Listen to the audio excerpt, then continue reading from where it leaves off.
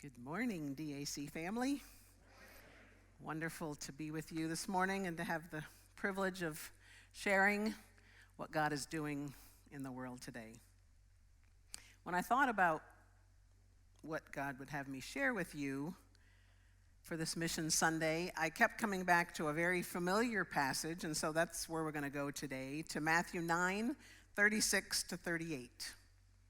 It says, when Jesus saw the crowds, he had compassion on them because they were confused and helpless, like sheep without a shepherd. He said to his disciples, "The harvest is great, but the workers are few. So pray to the Lord who is in charge of the harvest and ask him to send workers into his fields." When you consider the message of missions, there really are just two things. There are lost people who are confused and helpless, like sheep going in the wrong direction, and no one to show them the way. And then there's the good news of Jesus that can help those lost souls to find their way. But that requires people, and there always seems to be a shortage of people to take this message into the fields where the lost sheep are located. As someone who devoted their life to taking that good news to lost people, I can't tell you how much I wish I had another chance to do it all over again. Was it hard? Yeah, it was hard. Was it frustrating and demanding? Yes, in so many ways. But was it worth it? Absolutely, it was worth it. The rewards of telling someone who has never even heard the name of Jesus that there is someone who loves them and gave his life for them so they could live with him forever is a privilege and an honor. There are a few things I'd like to consider as we focus our attention on the needs of our world today. First of all, God's plan is for all men to be saved. He doesn't want anyone to be confused and helpless. Have you ever felt helpless? Of course, we all have. I've definitely felt helpless. Is there anything worse than the feeling of helplessness when you're totally at the mercy of someone else because in and of yourself, you just can't? In much of the world today, people are helpless to ever find God because there's simply no one to show them the way. I lived for many years in the Middle East, and I watched my dearest friends trying so hard to please God. They pray a certain way, and they dress a certain way, and they deny themselves every kind of enjoyment, thinking that this will cause God to accept them. They're confused and wandering around in darkness, waiting for someone to take them by the hand and show them the light. When God chose me to be that light and show my friends how they could have a true relationship with him, there was truly no greater joy in all the world. Could there possibly be anyone more helpless than thousands of young Afghani girls crouching in their homes, waiting for the dreadful moment when a Taliban will burst through their door and steal away their childhood forever? That is helplessness. I think about my friend Dalal, who lived in a Palestinian refugee camp. Her husband left her and took her only son. She wasn't ever allowed to see him again. Her years have been spent helplessly trying to get her child back. She's been cast aside to live a life of shame and dishonor. In her culture and religion, she has no advocate. She is totally helpless. Jesus looks on mankind with compassion. His heart breaks for the multitudes all over the world this morning who just don't have a chance to hear about him. They're being bombarded with lies and all kinds of false teaching, and a spirit of confusion has come over them. We know that this is not God's plan, for people to be confused and helpless. His plan is that his church would be mobilized and spread out into every corner of the earth to bring hope and light where there is none. If we're satisfied to stay in our little corner and hang out with people that look like us and act like us, to spend our money on our needs and our wants, we're missing out on what God longs to do in each of our lives. His plan is so much greater. His world is so much bigger. His heart is bursting with love for the lost peoples of the world.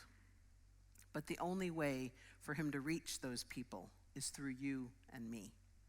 And that brings me to my second thought, which is that he can use you in his plan if you're willing. The Arabs have a saying, inshallah, which they say for everything. It means if God wills. And so if I invite someone to come for dinner, they'll say, inshallah. And I say, no, I need to know, really, I need to plan. Tell me, are you coming or not? And they'll say, yes, inshallah. They use inshallah for everything. Well, they actually stole that from us, because Jesus says, don't say that you'll do this or that tomorrow, but say if God wills, I'll do it. My plan for my life was to go back to West Africa, where I had been raised as a child. I loved everything about my life in Africa, and I wanted to go back there and spend the rest of my days. My parents had spent more than 40 years working with the same tribe of people, writing down their language and translating the entire Bible, evangelizing and training pastors for a rapidly growing church. And that was quite a surprise to see that on the screen today. I had no idea that Pastor Brad was going to talk about that. But yes, those are my famous parents. That's what I thought my life was going to look like, evangelizing and teaching and translating, and I really couldn't imagine any other kind of life as a missionary. But God's plan was completely different. And so I spent 36 of the most wonderful years of my life in the Middle East. Not in one place like my parents did, but living in 6 different countries and more homes than I could possibly count. Just think of the amazing life that I would have forfeited if I had gone with my plan. Soon after we arrived in Lebanon, we had gone during a time of peace, and we thought that the war was over, but very soon after we arrived, war broke out again, and it was fierce. And one night we found ourselves down in the church basement, 3 stories down, in the church nursery. That was our bomb shelter. And the rockets were falling all over the place. Our building was rocking back and forth from the percussion, and the glass was just raining down, falling from all the buildings around us. It was a scary night. I was completely gripped with fear. And as I lay on my little narrow cot, clutching my 3-day-old baby, I thought, the next shell is going to go through our roof, and we're all going to heaven tonight. It was a petrifying, terrifying time. And I imagine as I lay there, I probably had thoughts of, Lord, was this your plan? Is this what you had in mind coming to the Middle East? Did you call me to this place just to have me die here with my newborn baby? Well, God obviously spared our lives that night and really broke the power of fear in my life. I have never again been afraid like I was that night. I figured if God spared us through that fierce battle when people all around us died, he must have an amazing life plan for us, and he did. I wouldn't trade the life God called me to for anything. God's plan is for everyone in this world to at least have the opportunity to make a choice of whether or not they want to follow him. And I do believe that every single one of us is called to join him in that plan. I'm pretty sure that he's not counting on overseas international workers only to fulfill the Great Commission, to take this message to a lost world. No, you don't get off that easy. Look at all the nations of the world that are coming right here to America. You don't even have to give up your culture or leave your home in order to reach the nations for Christ. They're coming right here to our doorstep. But you have to be willing. I'm very aware that God has called some of you to be generous givers of your money. And that is no less important than those who he has called to take the gospel to the lost people of the world. For 36 years, I never wondered if I would have a paycheck that month because of faithful people like you who gave generously, sacrificially, out of your hard-earned money so that I could live out my life in a faraway place where God had called me. I carried that awareness around with me daily. And sometimes when I didn't feel like doing something or visiting someone or going somewhere, I would be very aware of the fact that someone is back home sacrificing so that I can be here. Someone is praying that I will have boldness to share Jesus. And believe me, that got me out the door on many occasions. Throughout our years of service, I can't tell you how vital your contributions, your financial contributions were to our ministry. So many buildings were rented or purchased in closed countries where it's illegal to preach the gospel. But because we had a building, we were seen as legitimate in the eyes of the government. And we were able to reach people with love and compassion and eventually show them the way to Jesus. And now we have the Ballards in France and the Hulls in Africa, and soon to send out the Jacobs and others. And they are the beneficiaries of your generous giving to the Great Commission Fund. They're supported 100% by you. Their kids' schooling, their insurance and housing and ministry funds and work funds and language study. They couldn't be fulfilling God's call on their lives if it weren't for you here at Deltona Alliance Church. As Alliance workers, I can say that we were often seen as the elite among other workers. People asked us, who are these supporters of yours that give so generously so that you can do the things that you do? It was a humbling and amazing ride as we went from country to country, setting up new centers and new ministries and mentoring new teams to take over. God's favor was upon us, most definitely. And it was because we had you behind us. Not fair that we should get all the glory and there be no mention of you. But I always say, don't worry, when we get to heaven, it'll all be sorted out because God sees everything. There's another important piece in sending workers into the harvest field, probably the most important piece, and that is prayer. I believe with all my heart that we would never have survived if we hadn't had an army of people behind us praying back here at home. Let me give you an example. One night I was called in the wee hours of the morning to go and help a friend of mine deliver a baby. She lived in a very, very dangerous place.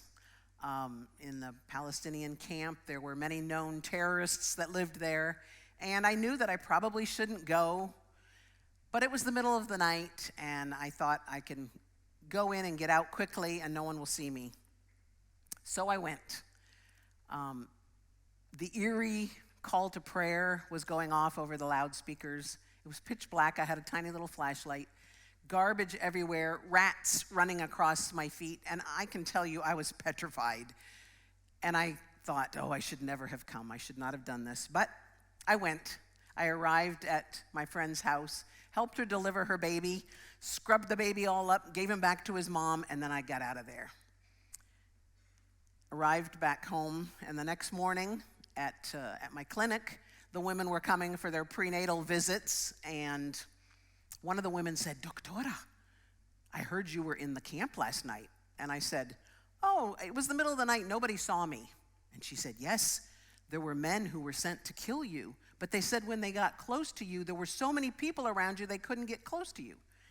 And I said, "That's ridiculous. I was all by myself. Nobody went with me." And then I thought, God sent an army of angels to surround me so that those men could not get close to me and kill me. Do you pray for your alliance workers like their lives depend on it? Because They very well may.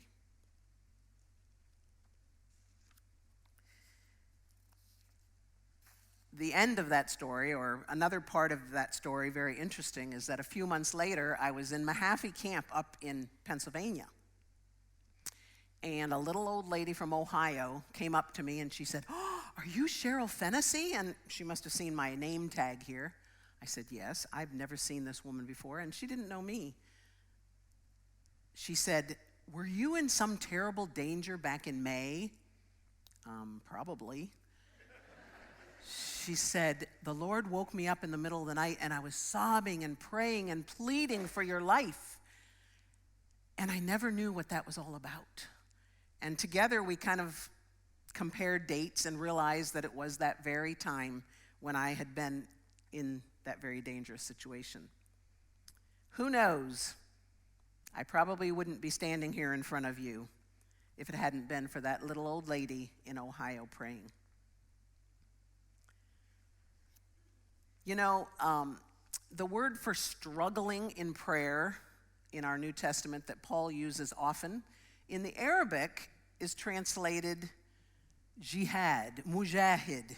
It means holy war. I am in holy war for you. I'm struggling for you. I'm in holy war.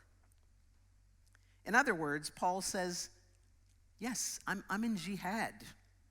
I always said that I had the best part of the deal in this whole missions thing. I got to be on the front lines and see helpless, confused people brought to a saving knowledge of who Jesus is, and I loved what I did. On the other hand, I felt sorry for those who had to stay behind, those that had to work hard and give their money so that the gospel could be preached in all the world, those that had to do holy war on their knees, fighting against principalities and powers of darkness. I once knew a woman named Mary Latta. She was from Lancaster, Pennsylvania. She was a dear old saint, and she was my personal prayer warrior. She's now gone on to glory. But after I'd been away for 4 years and come back on home assignment, she'd see me and she'd say, "Oh, I'm so mad at you. You keep me awake all night long." Our international workers desperately need us to be holy warriors on their behalf, to fight in prayer. It's not easy to do. It's not fun. It might keep you awake at night. But without your prayers, our workers will stumble and fall. And even worse, without your prayers, lost people will go to a Christless eternity without ever having had the chance to hear the name of Jesus. Prayer is a hard sell. It's not fun and exciting. Why are prayer meetings always empty? Do you think if we got just a glimpse of what God is doing in the world and how vital our prayers are to Him accomplishing His work, that we would view prayer differently? The bottom line is this: are you willing to be used in God's great plan for reaching the lost people of the world? My third point is that following God's plan will require sacrifice. There's no doubt that God will use available, willing people, but we have to do things His way, and His way often requires sacrifice.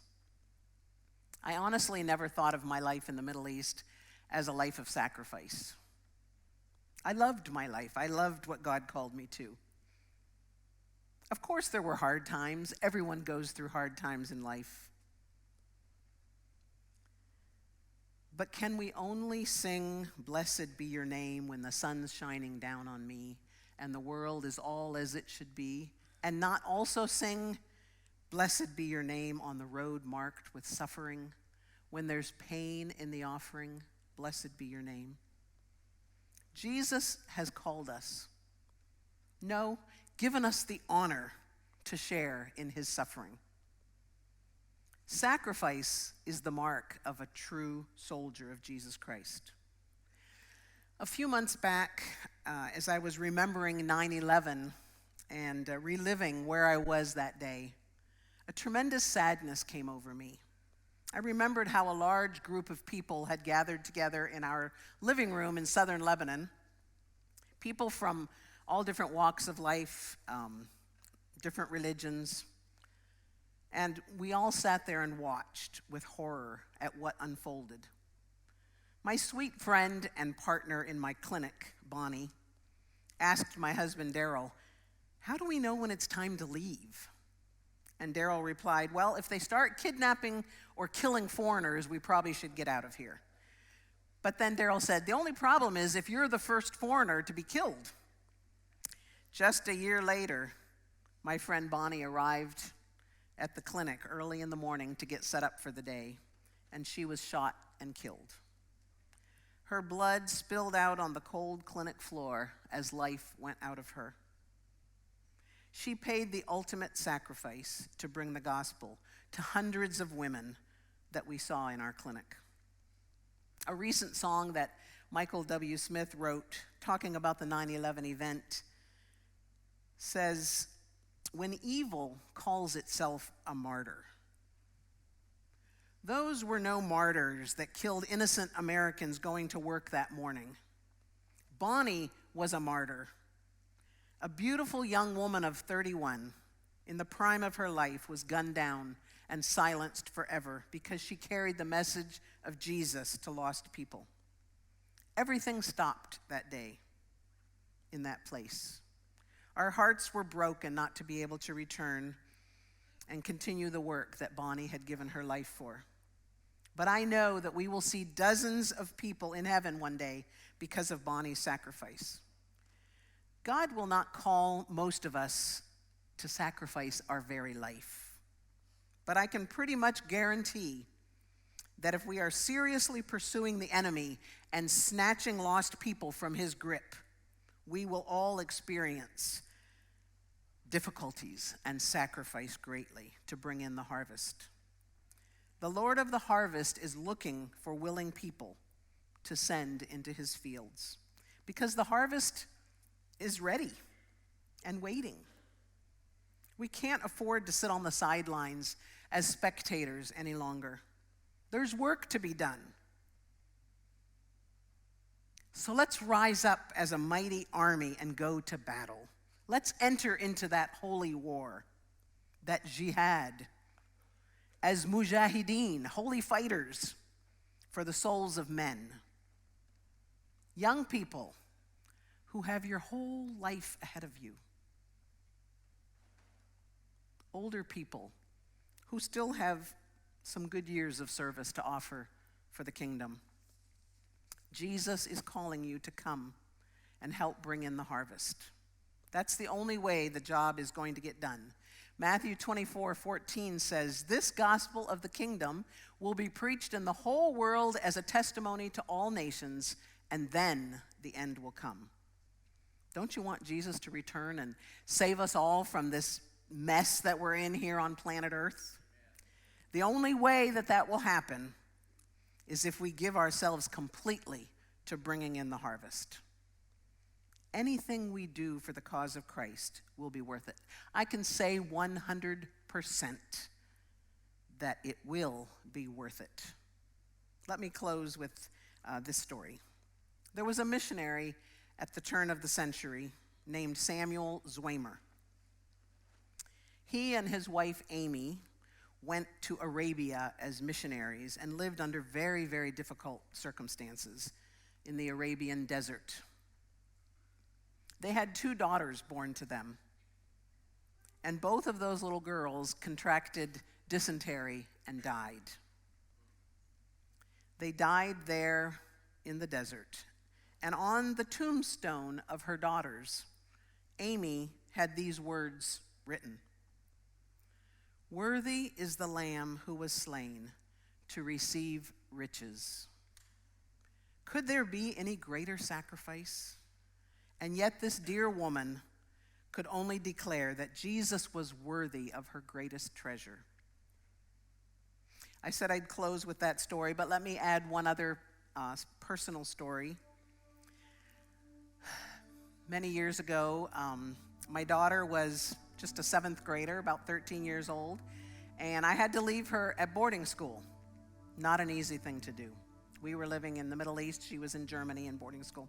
And I always geared up and psyched myself up not to totally break down and collapse and bawl my head off in front of her. And that particular day, we kept it together, she and I. We didn't really cry too hard, and everything was good. I got into my little rent-a-car and was on my way to the airport. I was in a bit of a hurry that day. And as I was traveling along, I remembered that I had forgotten to give her something very important. So I had to go back to the school. Well, by then, I found my daughter sobbing in her teacher's arms, and that got me started, and I was a basket case. But I was in a hurry, and so I gave her what I had for her and went on my way to the airport. I was crying so hard that I couldn't see through my tears. I literally could not see. I pulled the car over to the side of the road, and I started screaming at God and beating on the steering wheel and saying, this is not worth it. This isn't worth it. I'm giving up my kids. I don't get to be with them in these formative years. It's not worth it, God. These people are never going to come to you. All of this work, and look at the little fruit we have. This is not worth it. And all of a sudden, I heard an audible voice in the back seat of my car, and he said, you're doing this for me. I'm worth it. And I dried my tears, and I said, Jesus, you are worth it. I'm going to do this for you. And I went on my way to the airport. What will our response be when Jesus calls us to go into the harvest field? What will we say to him when he asks us to give more or pray more? May we all be found serving the King with everything we've got when he comes back to take us home. To him be all the glory for the wonderful things that he has done here in Deltona Alliance Church. And to him be the glory for the amazing things that he's about to do as we all remain faithful and get in the game. God bless you.